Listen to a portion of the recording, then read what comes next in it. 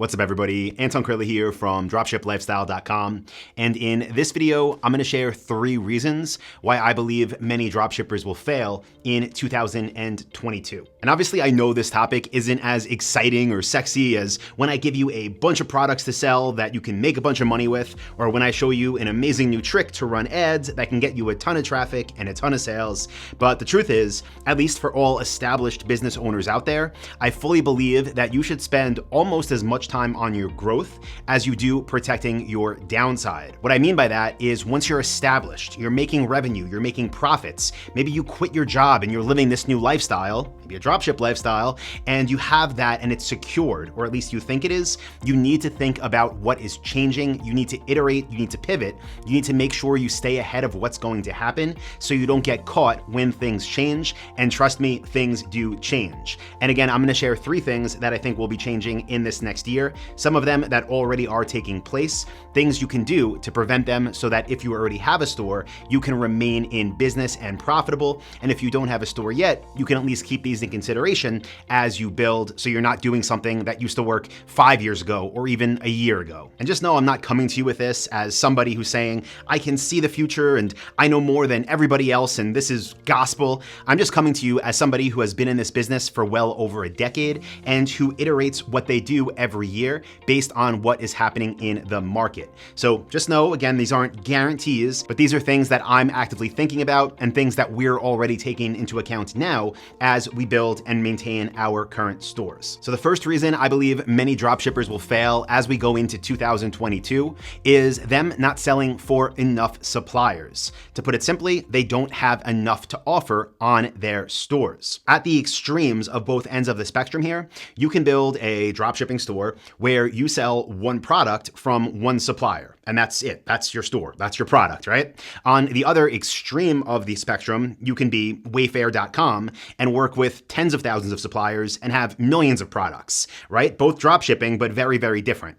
Now for us, we typically want at least 20 suppliers, usually anywhere between 100 and maybe 5,000 products. Again, I know it's a range, but we need it to be diversified. And this is more true than ever as we move into 2022.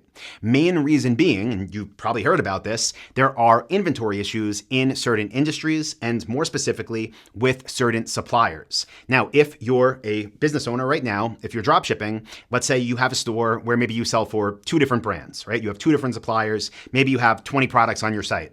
That's not great. You could probably still get traffic, make some money, but what happens if supplier A sends you an email and says, hey, I'm so sorry, our container, our newest one coming in is stuck like everything else you've seen on the news. We don't know when it's finally gonna get to port and everything on there is pre-sold already. Next shipment might come in 4 months. We don't know yet. What happens? You're gonna cut your inventory in half, advertise for one supplier. Then what happens if that supplier runs into inventory issues? You can't run ads, you can't make money. Again, your lifestyle business is now nothing. Now you're back to 0. So don't fall for this. Don't be the person, the guy or the girl that builds a store, gets 1, 2, 3 suppliers, gets a few products, starts making money and thinks you're set, you figured it all out, you're good for life. So we've always, again, wanted at least 20 suppliers per niche store.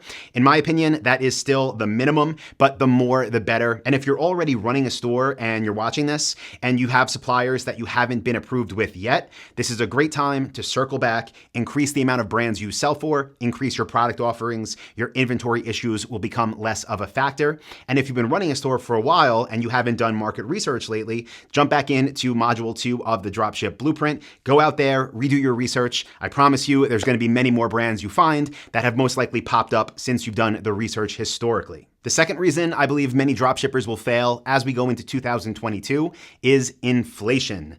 This is probably more of a thing in the States than it is in most parts of the world right now. I know there's inflation everywhere, but here it seems to be going at a much higher rate. And this is something that's going to affect the industry and really retail as a whole, in my opinion, in a couple different ways. The first way is that obviously the brands that we sell for, the companies that we list products for, they are having their product costs increased already. This is happening by different suppliers charging them more for materials. This is just happening because expenses in general to run any type of business are going up due to inflation. And once prices get to a certain point, this is already happening with certain suppliers, that means that now our wholesale costs go up. So we're paying more for our costs of goods sold.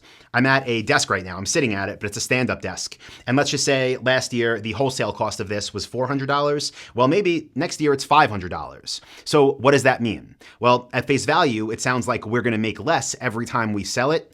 Ideally, you're doing what I teach over at dropshiplifestyle.com, more specifically in my dropship blueprint, and you're selling for suppliers that enforce minimum advertised price policies, because what I believe will happen over time is that as wholesale costs go up, minimum advertised price will go up with it. So again, if this desk was $400 wholesale last year, let's say minimum advertised price, the price I would sell it to a customer for was $800, so 2 times MAP. I believe next year the cost might be $500 wholesale, but minimum advertised price, again, MAP, what I would sell to a customer for, would now be $1,000. So profit margins stay, but costs go up across the board. So how can this hurt you, right? How can this cause dropshippers to fail? Couple ways.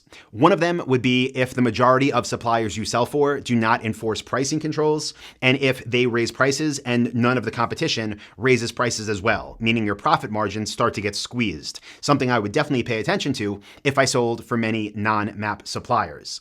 Now, the other way this will affect everybody, whether all your suppliers have MAP policies and enforce them or not, is when it starts to actually hurt the consumer to the point where actual sales go down, actual units sold. So let's just say right now, the market you're in, I'm making this up, I have no idea the actual data here, but let's say for stand-up desks, there were 100,000 people a month that were searching for them. And let's say, I don't know, 20,000 people a month that were buying them. Okay, well, maybe next year the price goes up, right? The price goes up 20% to the consumer. Now maybe you have 100,000 people still searching for them, but then when they see the price, instead of having 20,000 people buying them every month, not from your store, but in general from every store that sells them, maybe now that number is 18,000, maybe it's 15,000, maybe it's 12,000, because they don't want to spend that extra money. Now, again, I don't know what that number is going to look like. I don't know how many less people are going to buy. My belief is that the market will offset because the prices will be higher. I believe the people that do buy at the higher costs will still maintain our revenue levels, but I believe units sold will go down. In any industry that you're in, if you're dropshipping, if you see your wholesale price go up, followed by minimum advertised price going up, again, what I believe is going to happen is units sold will decrease, but revenue will maintain or possibly go up because products will be more expensive to the consumer. So how can you counter this so you don't fail? Well, one way is obviously the more minimum advertised price suppliers you have, the better. Meaning the more suppliers with pricing controls, the better. Another thing you could do is make sure on your product catalog, meaning the products you sell on your store, you have a good variety of products in different price ranges. Because again, going back to this desk example, let's say, again, last year it was $400 and it was $800 to the consumer. Now this year it's going to be $1,000 to the consumer. Well, is there another desk we can sell at $800 that is comparable where the margin is still there? Is there something for that customer that doesn't want to spend that extra amount of money that many goods will see?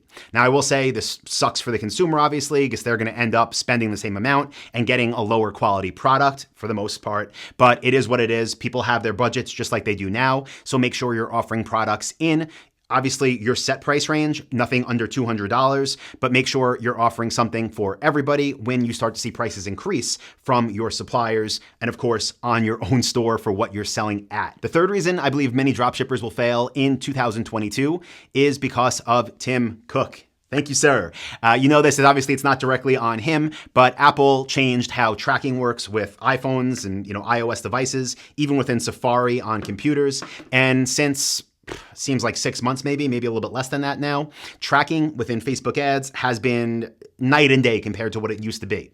What this means is it's now harder for advertisers to track what's actually making money and what's not. Now, I do have workarounds for this. I've been able to get our accounts working to where we're profitable, to where we have a good return on ad spend, but this is not what worked 6 months ago. This is not the same at all. It's a different beast. It's yeah, it's more manual work involved, and it still is much harder to know exactly what's profitable and what's not, again, because of how tracking now works on iOS devices.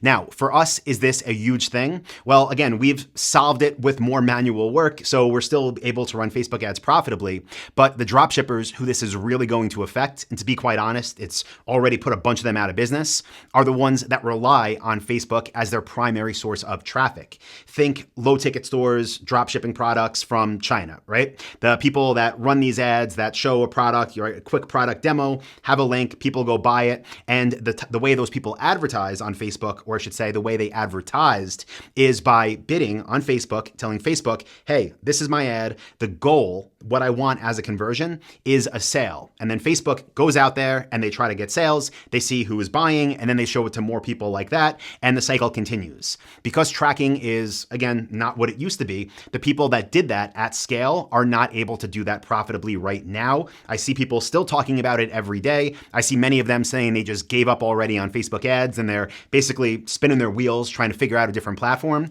So if you are an advertiser that relies solely on Facebook, my advice is you should have started yesterday, but start diversifying your traffic. Now, I will say at Dropship Lifestyle, again, we have the workarounds for it that they're enough to be profitable, right? Again, it's not going to bring it back to what it used to be, but they're enough to make ads profitable. They're enough to make Facebook work. But even with that being said, the only way we've really leveraged Facebook in the past anyway is for remarketing ads, not for bringing in the majority of our new customers, our new website visitors. They come from Google ads set up a very specific way, and that still all works great. So really no issue there. If you're a member of Dropship Lifestyle, you should be all good. But I know many people that watch these videos and listen to my podcast are not members of Dropship Lifestyle. So if that's you, get off Facebook sooner rather than later as your primary source of traffic, or I believe many of you, I hate to say it, but will simply exhaust your funds and not be able to advertise profitably, again, if it hasn't happened already.